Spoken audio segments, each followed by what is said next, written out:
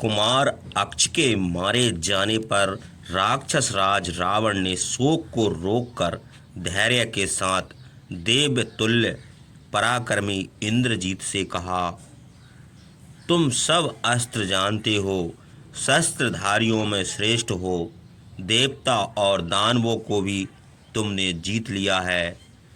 इंद्र आदि देवता तुम्हारा पराक्रम देख चुके हैं। तुमने ब्रह्मा को प्रसन्न करके ब्रह्म अस्त्र प्राप्त किया है। इंद्र और पवन आदि कोई भी तीनों लोकों में ऐसा कोई नहीं है जो तुमसे युद्ध करके सुख से चला गया हो। तुम अपनी तपस्या के प्रभाव से और भुजाओं के बल से सदा अपनी रक्षा कर सकते हो। देश काल के जानकार और बुद्धिमान हो। ऐसा कोई काम नहीं जिसे तुम ना कर सको। ऐसी कोई बात नहीं जिसे तुम ना समझ सको।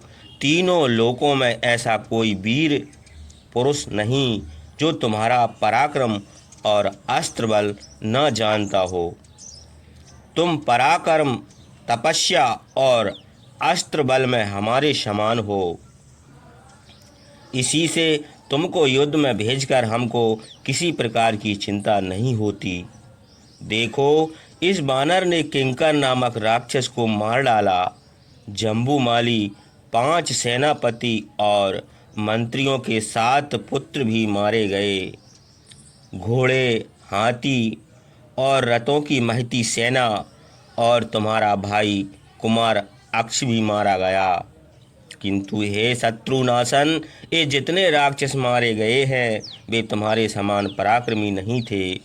तुम अपना बल और शत्रु का पराक्रम देखकर सावधानी से ऐसा काम करो जिसमें तुम्हारी सेना का विनाश न हो और शत्रु परास्त हो जाए। अपने साथ सेना न ले जाओ, वज्रतुल्य अस्त्र शस्त्र भी न ले जाओ, क्योंकि वह वानर महापराक्रमी है। अस्त्रों से उसका वध नहीं हो सकता। मैं जो कहता हूँ उसे भली भांति विचार कर प्रयत्न करो। तुम दिव्य अस्त्र जानते हो, उनका स्मरण करो और अपनी रक्षा के लिए सावधान हो जाओ। यद्यपि तुमको ऐसा संकट में भेजना उचित नहीं है, किंतु राजधर्म और क्षत्रिय धर्म का विचार करके मैं तुमको भेजता हूँ। शत्रु की योग्यता देखकर काम करना पड़ता है। जो पुरुष संग्राम में विजय चाहता हो उसे 3 बातों का जानना अति आवश्यक है। देवतुल्य प्रभावशाली इंद्रजीत अपने पिता की ये बातें सुनकर उसी दम युद्ध में जाने के लिए तैयार हो गया। उसने पिता की प्रतीक्षा की। वह युद्ध में जैसा पराक्रमी था वैसा ही उत्साही भी था। उसे युद्ध के लिए तैयार देखकर सब लोग उसकी प्रशंसा करने लगे। पक्षी राज गरुड़ के समान वेगवान तीक्ष्ण दांतों वाले 4 भुजंग जोत कर उसका रथ लाया गया। उस पर सवार होकर वह उस स्थान पर गया जहां वीर हनुमान बैठे थे। हनुमान उसके रथ की घरघराहट और धनुष की जया का शब्द सुनकर बड़े हर्ष से गरजने लगे। इंद्रजीत धनुष बाण और अन्य पैने अस्त्र शस्त्र धारण किए था। उसके चलने पर सब दिशाएं मलिन हो गईं। पशु पक्षी डर के मारे भागने लगे। नाग, यक्ष, महर्षि और सिद्धगण चिंतित हुए। पक्षी आकाश में उड़ने लगे। धनुर्धर इंद्रजीत वज्र के समान धनुष की जया की टंकार करने लगा। हनुमान और इंद्रजीत का युद्ध आरंभ हुआ। दोनों वीर महापराक्रमी अत्यंत वेगवान और युद्ध में निर्भय थे। महाकपि हनुमान ने अपना रूप बढ़ाकर महारथी इंद्रजीत के बाणों को विफल कर दिया।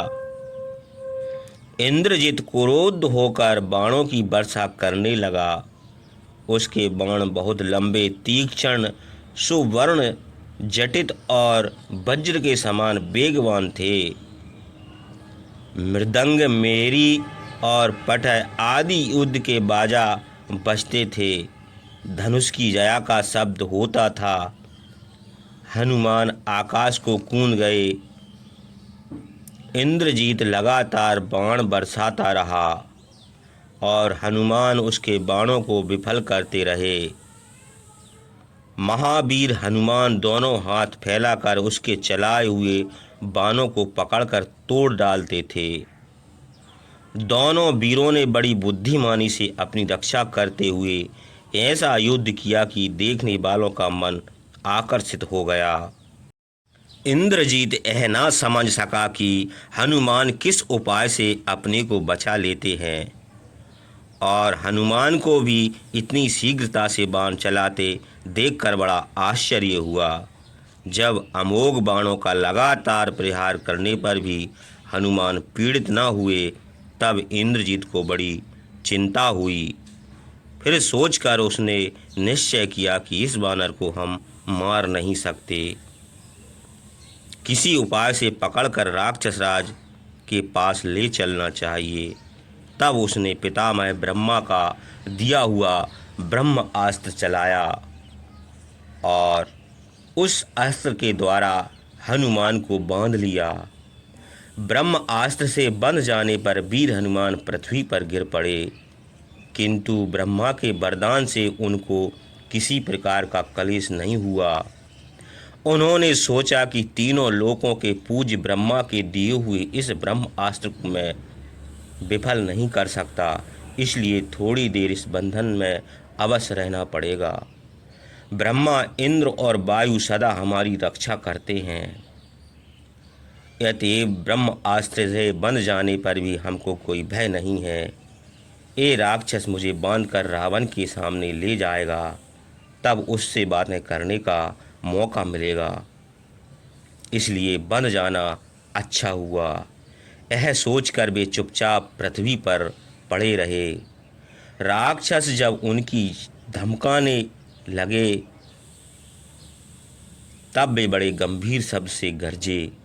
राक्षसों ने रक्षी से बांध लिया। राक्षस राज रावण यदि कौतूहल बस मुझे देखना चाहेगा तो उससे बातें करने का अच्छा मौका मिलेगा। यह सोचकर हनुमान ने राक्षसों की डांट डपट सह ली। रस्सी से बंधे हुए जाने पर महाबली हनुमान ब्रह्मास्त्र के बंधन से छूट गए, क्योंकि दूसरे बंधन से बांध लेने पर ब्रह्मास्त्र का बंधन व्यर्थ हो जाता है। वीर इंद्रजीत हनुमान को रस्सी में बांधा हुआ और ब्रह्मास्त्र से मुक्त देखकर चिंता करने लगा कि राक्षसों ने मंत्र के प्रभाव को न समझने के कारण हमारे परिश्रम को नष्ट कर दिया, क्योंकि वह वानर रस्सी को तोड़ डालेगा। ब्रह्मास्त्र निष्फल होने पर अब किसी अस्त्र का प्रयोग भी नहीं हो सकता, इसलिए अब बड़ा कठिन है। किंतु हनुमान ने ब्रह्मास्त्र से छूट जाने पर भी राक्षसों को अपना पराक्रम नहीं दिखाया, इसलिए राक्षस उनको मजबूती से बांधकर खींचने लगे और घूंसे मारते मारते रावण के पास ले गए। रावण अपने मंत्रियों के साथ सभा में बैठा था। इंद्रजीत हनुमान को उसके पास ले गया। राक्षसों ने दिग्गज के समान हनुमान को पराक्रम रावण से बताया। सभा में बैठे हुए राक्षस आपस में कहने लगे कि यह कौन है, कहाँ से आया और किस प्रयोजन से यहाँ आया। कुछ राक्षसों ने क्रोध होकर कहा, इसे मार डालो, जला दो अथवा खा लो। महात्मा हनुमान ने राजभवन में जाकर सूर्य के समान महातेजस्वी महाबली राक्षस राज को देखा। रावण ने भी देखा कि भयानक राक्षस हनुमान को बांध लाए हैं।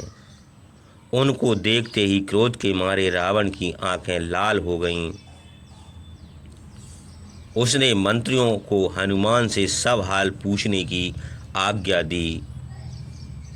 मंत्रियों ने पूछा, तुम कौन हो, किस प्रयोजन से यहाँ आए हो? हनुमान ने उत्तर दिया, हम कपिराज सुग्रीव के दूत हैं, उनकी आज्ञा से यहाँ आए हैं।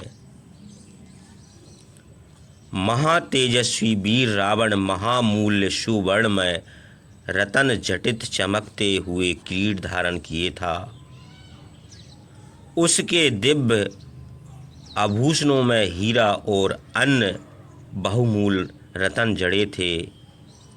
लाल चंदन लगाए था, बहुमूल्य विचित्र रेशमी वस्त्र पहने था। उसकी लाल लाल आंखें बड़ी भयानक थीं। उसके बड़े बड़े दांत होंठ के बाहर निकलते थे। पर्वताकार रावण के 10 सिर थे।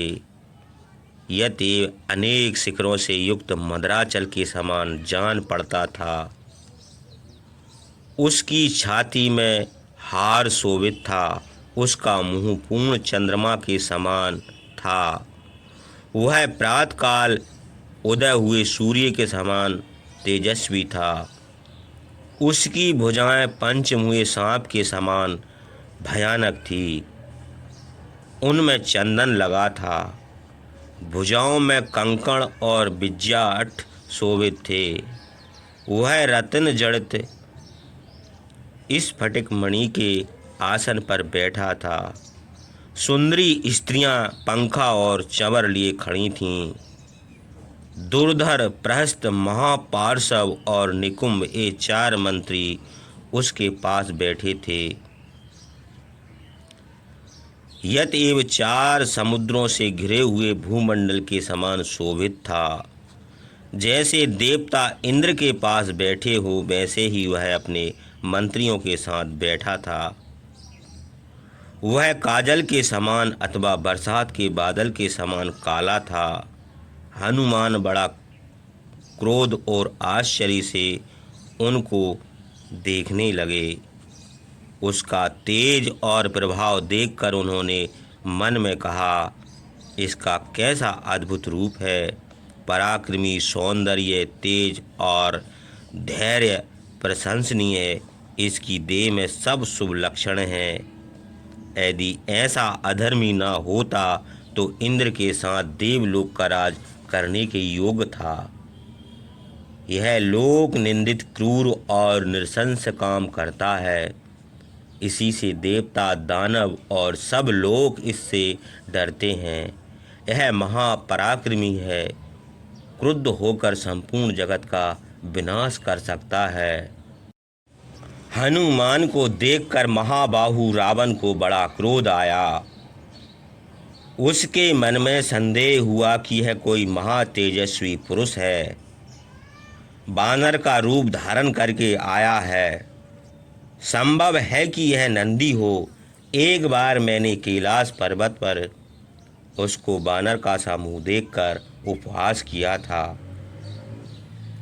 उसी से क्रोध होकर बानर का रूप धारण करके आया है। अथवा यह बानर बाली का पुत्र बाण है। ऐ सोचकर उसने क्रोध से लाल लाल आंखें करके प्रधानमंत्री प्रस्थ से कहा, इस दुष्ट से पूछो यह कहाँ से आया है। इसने अशोक वन को क्यों उजाड़ दिया और राक्षसों को क्यों मार डाला। इस मूर्ख से यह भी पूछो कि इस दुर्गम नगरी में आने का इसका क्या प्रयोजन है। प्रस्थ ने हनुमान से कहा, हे बानर, तुम सावधानी से हमारी बातों का उत्तर दो। डरने की कोई बात नहीं है। तुम्हारा कल्याण हो। तुम सत्य बताओ, क्या तुमको देवराज इंद्र ने भेजा है अथवा कुबेर, यम या वरुण के दूत हो, क्योंकि तुम्हारा रूप तो बानर का है किंतु पराक्रम बानर का सा नहीं है। सत्य बताओगे तो छोड़ दिए जाओगे और यदि झूठ बोलोगे तो तुमको प्राण दंड दिया जाएगा। प्रस्थ के यह पूछने पर महावीर हनुमान ने रावण से कहा, मैं इंद्र, यम, वरुण, कुबेर अथवा विष्णु का दूत नहीं हूँ। मैं वानर हूँ। यह मेरा स्वाभाविक रूप है। तुमको देखने के लिए यहाँ आया हूँ। इसी प्रयोजन से मैंने अशोक वन उजाड़ दिया। जो राक्षस मुझसे क्रोध करने गए उनसे अपनी रक्षा के लिए मैंने युद्ध किया। देवता और दानव भी मुझे अस्त्र पास ना बांध सके। पितामह ब्रह्मा ने मुझे यह वर दिया है। मैं तुमको देखने के लिए अपनी इच्छा से अस्त्र पास में बंध गया हूँ। हे राक्षस राज, मैं महातेजस्वी रामचंद्र का दूत हूँ। आप विश्वास कीजिए, मैं आपके हित की बात कहता हूँ